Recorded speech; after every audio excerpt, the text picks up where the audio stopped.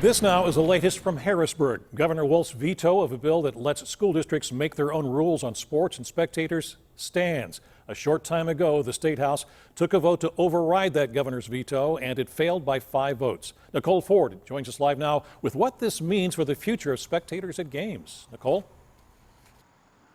Well, Stacey, there's a process and possibility that House Bill 2787 could come back up for another vote in the House. But lawmakers tell me that's unlikely, as they don't believe the outcome will change. Although they say this is not the end to the fight to put fans back in the stands. I am returning herewith, without my approval, House Bill 2787, printers number 4334. Sincerely, Tom P. Wolf, the governor. That was the opening statement to kick off today's session of the Pennsylvania House of Representatives. There's a lot more here than just watching a game or some type of sport activity. This is about the development of young people. We've oftentimes seen people excel who may be quiet in the classroom, but they do better in a group activity or in a sport.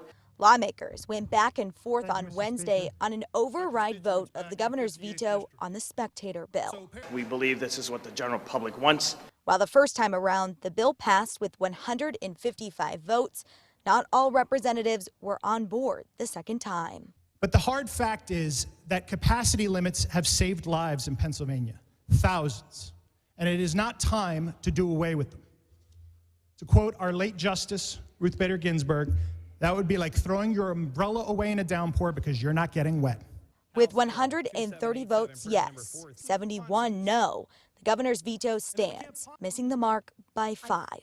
Unfortunate, not surprising. We're going to keep fighting, keep moving, and keep passing bills to help people in their problems during this pandemic.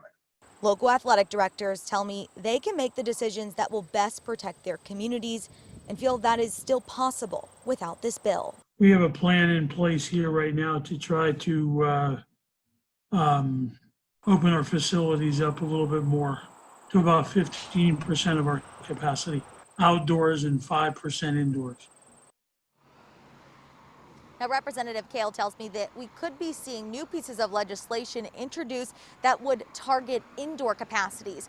He says specifically for winter sports like hockey, they're having trouble having both teams present with that limit of 25 people. Reporting live in Ross Township tonight, Nicole Ford, KDKA News.